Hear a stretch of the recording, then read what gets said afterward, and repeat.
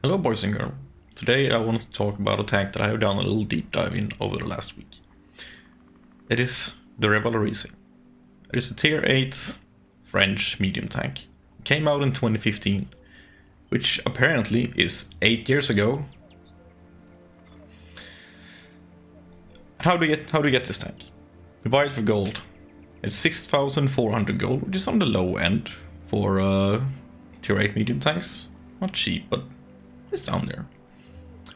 I used to think that people were sort of missing out by not playing this tank. I thought it was pretty good. Especially after the buffs that it got in 2017, where they added, or well, they shaved off some of the dispersions, gave it a bit more mobility. Didn't raise the top speed, unfortunately, but it gave it a bit power to weight ratio at least. What used to make this thing so special was that it has 390 alpha damage at tier 8. Which at the time was more standard for heavy tanks to have, or tier 9 mediums. So to have that at tier 8 was actually quite special. It's not that special anymore though, considering there are several other tanks with 320 damage, but it's still lower, but it's closing the gap by a lot. And even the M4A1 has 360 with 2-shot autoloader, so enjoy that.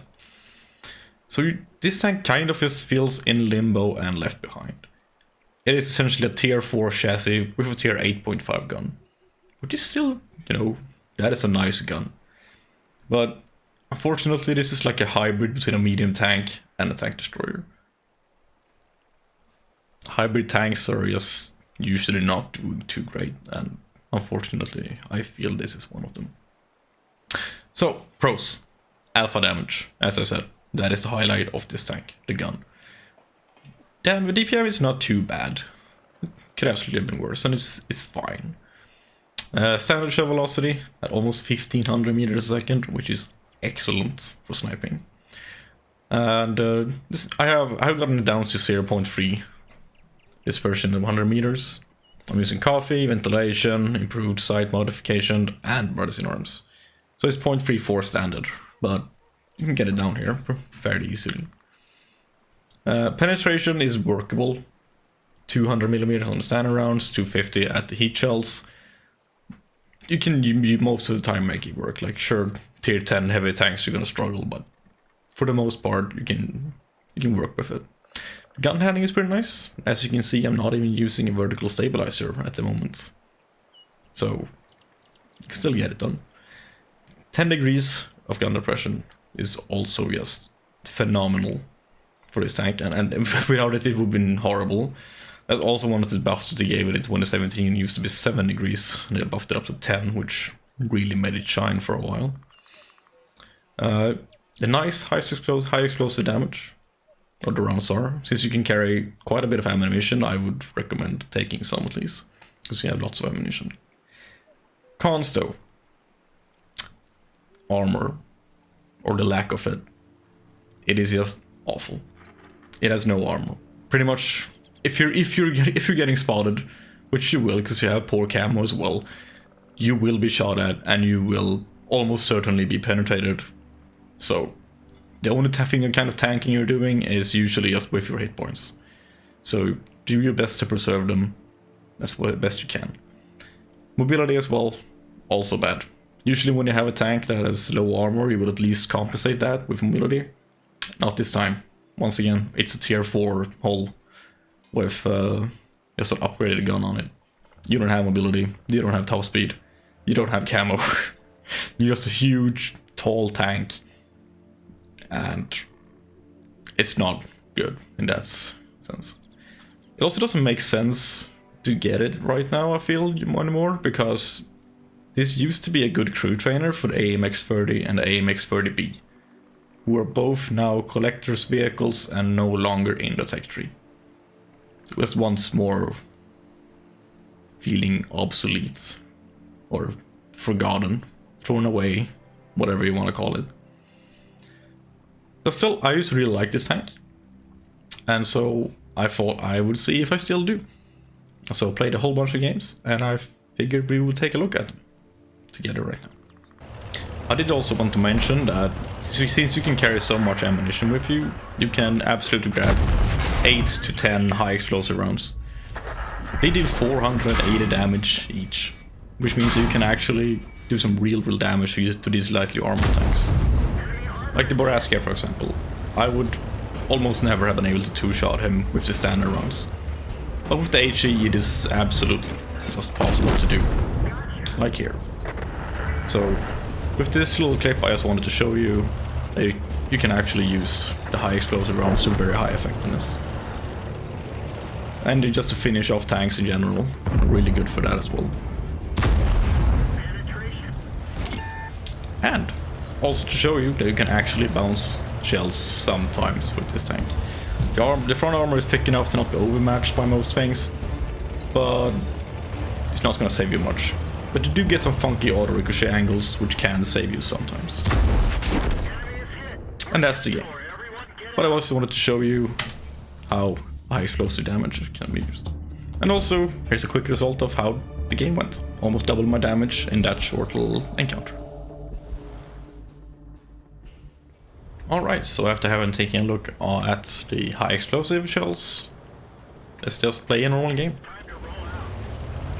And so, for this tank you will usually want to snipe, since that is what it's good at, to be fair. So I'm gonna try to make it into this position where TDs usually go. But I'm quite lonely here actually this time, for this game. So, let's see what we can do. Unfortunately, we have a little scout ahead of us who's gonna help us spot our enemies. And just laser pointer when it comes to firing the shells. And as you can see there, even if I was waving the gun around for a bit, it still was okay, like aim time, and wasn't blown out too far. It just feels very nice to fire this gun. So I really understand why people like this. The gun is just... I just wish it was on a different tank. Blind firing against the enemy lights, but fortunately it wasn't there anymore. Which we can tell because we can see the splash behind the bush, and also how I didn't get lit up.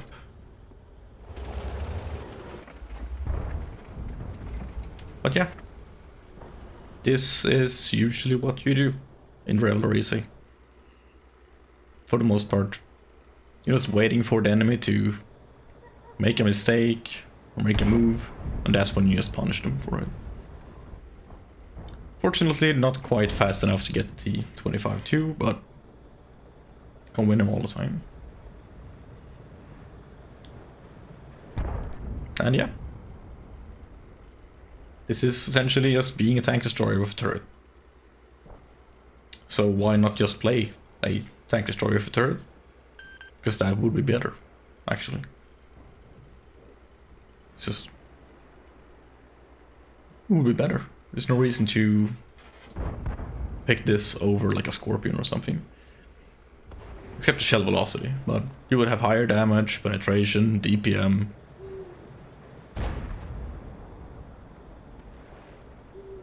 Yeah, exciting. It's about to get a little bit exciting at least. As we can see, no one really went to the south to defend from the heavies.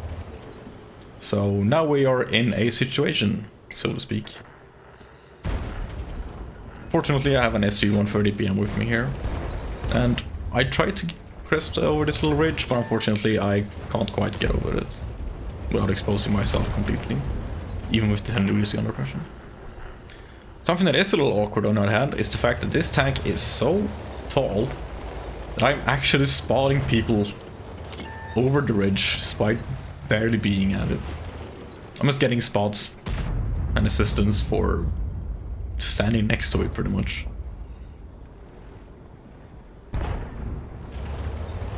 I'm hoping something else is gonna get lit up. And all the brake pins.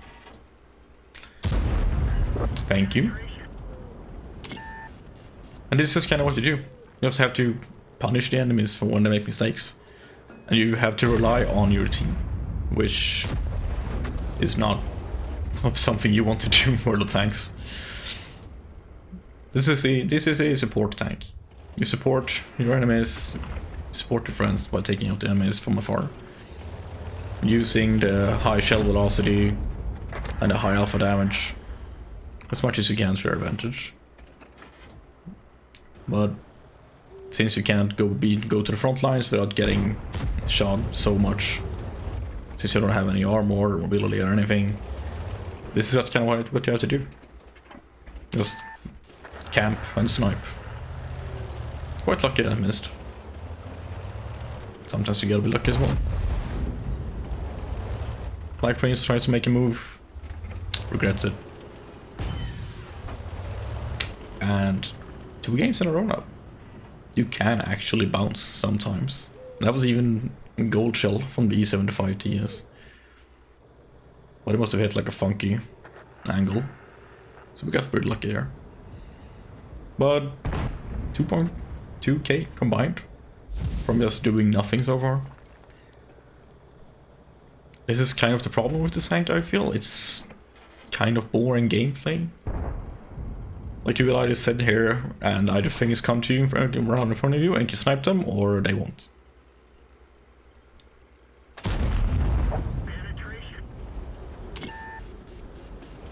Once again, really accurate gun. Even that far away, you can just aim a bit lower and still hit the target. And seems that most of the enemy gave up on trying to crest that ridge and just tries to go around instead.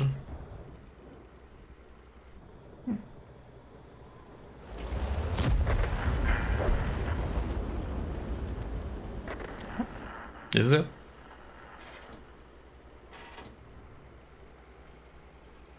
Fortunately nothing. Pushing out to AP because of the higher shell velocity, and I don't need extra penetration against them from the side. But that was a pretty long shot, and still just boom. That's why this gun just feels so great. Hoping for the Lorraine, but no, he's not gonna poke forward. He already got shot anyway.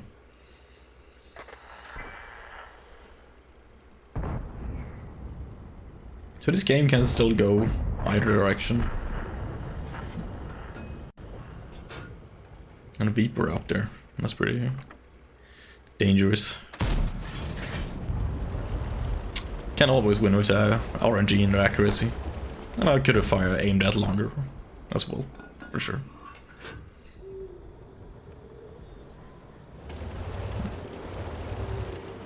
Tiger 1 is still over there by himself. It's pretty brave for a tier 7 against tier 8s. Never give up, never surrender, I guess.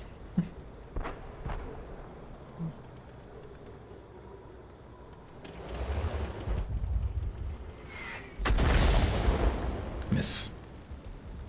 I may cut into this footage a little bit just to make it not quite as long. I think I've already driven the point home of this is essentially your gameplay for many games. Not every game, of course. Sometimes you have to make plays and some maps just doesn't allow this sort of campy gameplay.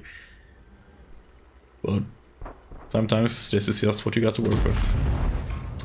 Fortunately, heat doesn't work very well against the screen protection on the side there. Let's see if we can work better against the Viper. Sure does.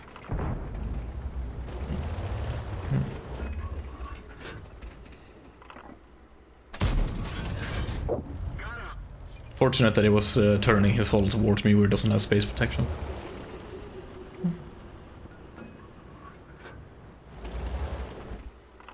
But yeah, as you can see, at least against these equal and lower tier opponents, penetration is usually mostly not an issue, like shorter or plates you can't go through, but since you have such good accuracy, it's usually not too much of a problem. Except when you fire like that, of course.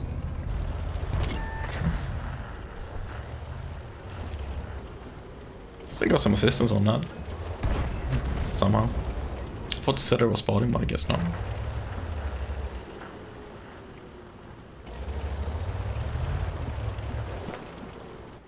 And yeah, we are kind of starting to run out of things to shoot at from this place.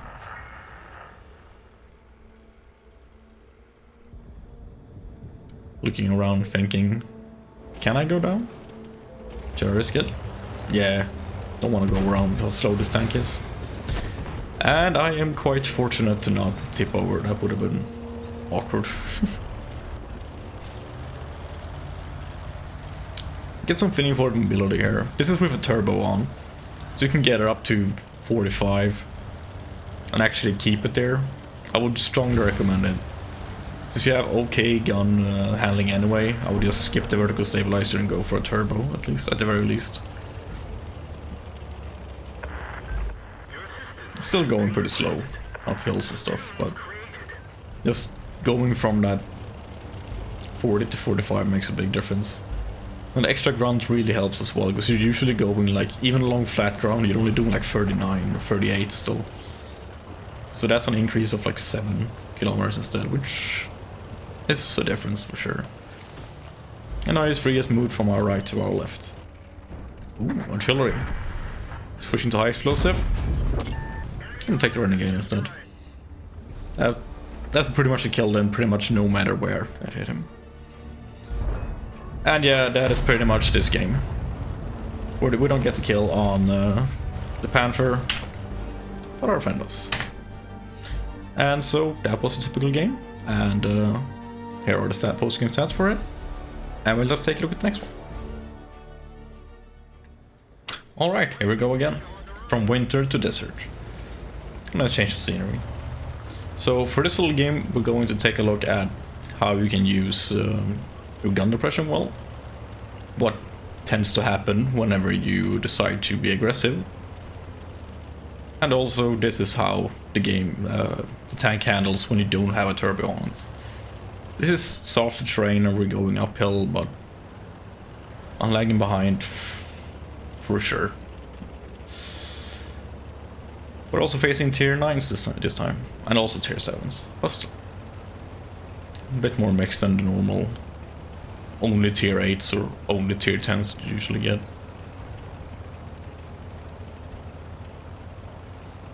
So going up here, 14, 15 kilometers an hour. And we're gonna try to expose as little of our tank as possible. Boom. A little ammo rack by the standard B. But we can see that we have more tanks coming in. So I decided to stick around here for a bit longer.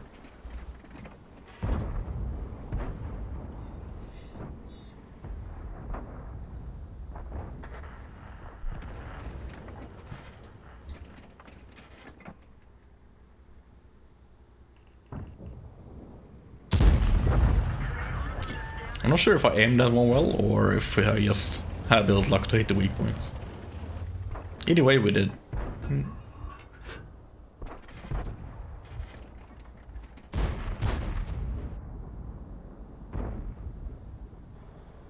Should be more tanks creeping up, right? Oh yeah.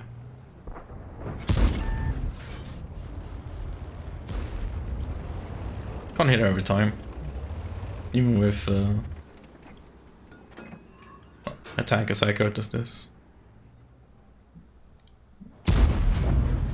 Got him though, second time. And this is such kind of what you have to do. You have to try and trade shot for shot, because that is usually where you shine. Like the AMX M4A1 has 300 damage, and the IS-2s have 390, which is the same as you have, but they're heavy tanks. And that's just kind of what you have to keep trying to do. Just trade shot for shot. Try not to expose yourself. Use your superior accuracy against your opponents. Like these IS-2s are unlikely to hit me when I expose so little as I do. But this is pretty boring. So I decide to be aggressive instead. See what I can do further up ahead.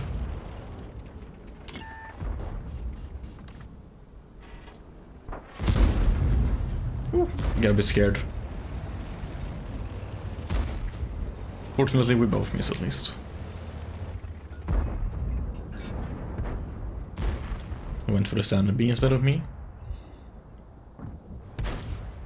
I'll realize more and more that I'm just completely exposed, which is exactly what I don't want to be.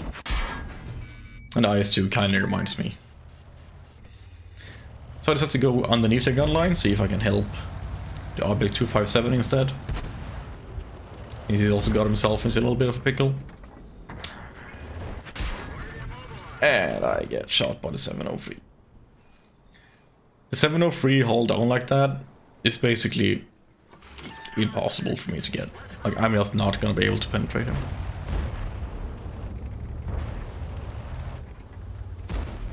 Pretty much.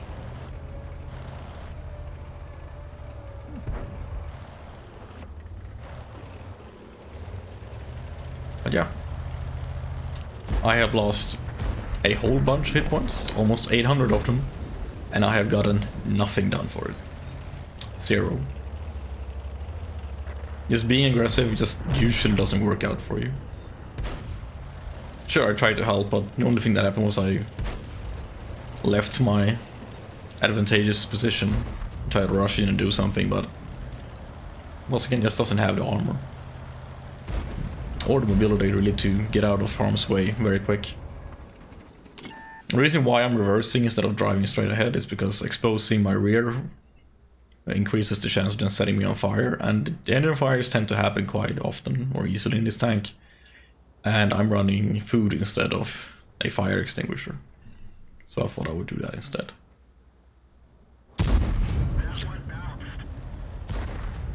Shame.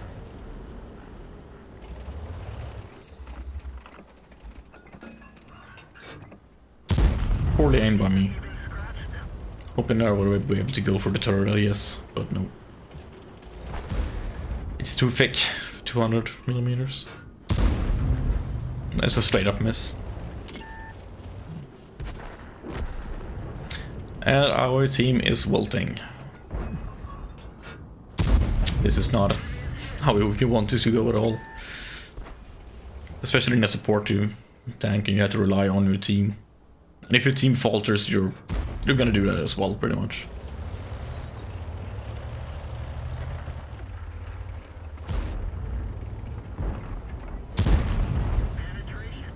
Moving forward a little bit to try and support the Progetto at least. Creating a little crossfire. Fortunately he misses. I'm thinking of going after him, but that will just allow him to pull back more and pull me more out in harm's way. So I decide against it. At least we got 2 shots in on him.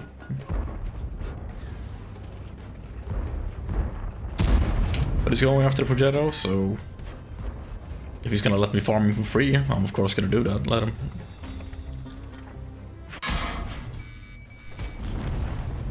I'm not surprised that IS-2 went for me, but I thought it was important to try getting tier 9 tank out instead of tier 7s. And support the Progetto.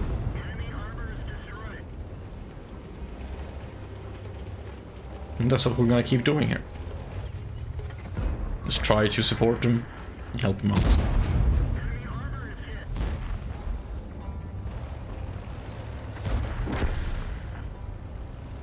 And we get out of a pretty ugly situation. It's still 5 versus 4, and we're all pretty low.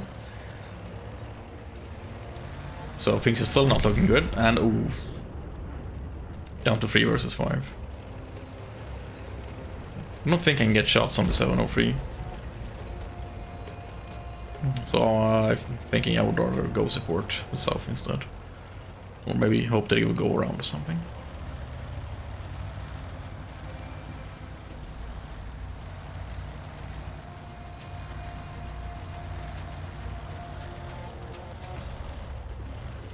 I'm gonna use this little ridge to hopefully help out the Scorpion. And oh, it's enemy. Nice. Once again, just the gun, the accuracy, the shell velocity. I think that was a heat shell though, but it still works out.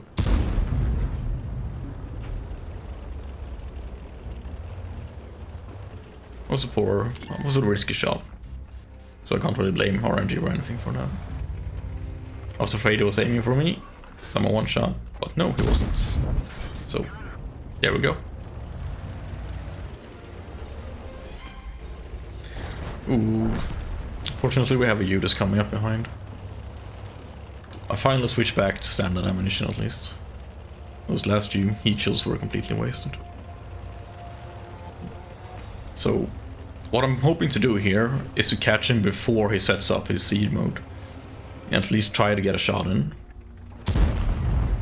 Which we do. And he's unable to return fire. I'm backing behind quite a lot because I don't want to get spotted and shot by the T-30 or 703 in the back. So I'm caught between a lot of enemies, but at least, hopefully, the Scorpion is still able to take something out. Try to get up this little ridge, but I just can't do it. But at least Scorpion G takes out the 703. So we're now at 2 versus 2. For a couple of seconds. Before the T-30 gets him. So caught between 2 of them, I figured, you know what, I'm just gonna drive out and hope for the best. Fortunately, react faster than the Judas does. And now it's just us versus the T-30. Who we have spotted this game, so for all we know, he could be full HP. Or down to a 1 shot. So I'm just trying to catch him and oh! Come on. Tracking shot. And of course he hits me back. Because this is a really big tank. So, that was unfortunately as far as this battle went. So, on to the results. Alright then. So my closing thoughts on the Revalorisé. I feel like it just doesn't make sense to recommend it. Doesn't make sense as a crew trainer. It's not easy to play in any stretch of the imagination. It's quite difficult actually. The only upside is the gun. Like sure, it's a good upside and it's such a nice gun. It's so beautiful when it works. But it's unfortunately attached to the rest of the tank just isn't very good. So if you're an advanced player, you're looking for something that's a little bit of a challenge, or just a relatively cheap pickup for gold, then it's quite alright. You're gonna make the ammunition is pretty cheap, and you deal quite a bit of damage with it, so it's not a bad credits maker or anything. But it doesn't make sense as a crew trainer or as something you play out of enjoyment. But some people really do like the tank. And if you're curious, the average win ratio over the last 60 days on the European server is 48.14%. So it's losing just a bit more than it's winning, which is about what I expected. And here are my results over the past week or so. I'm gonna put them on the screen now. On your left, you're gonna have before, and on my right, after. And I played 50 games in this deep dive. And I have to say that it wasn't all that enjoyable for the most part. Like, it's, as I said, it's so nice when it works.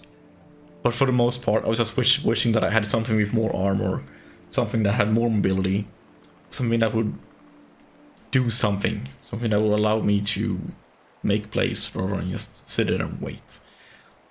But if you do like just sit and wait for your opponents to come to you, then you can make it work. Absolutely, it's just for the average player I can't recommend it. Like, just get the Scorpion instead. If you want to sit and snipe, just get a Scorpion. You have a turret, you have more damage, more DPM, better accuracy, better pen. Just get that instead. If you want something more armored, just get something like the T-54 Mod 1 or something. It's a much more well-rounded tank, you know, sure you just have 250 damage, you have even worse pen, but you can just be close to the opponents, you can be more reliable in your place, and just because you can rely on it.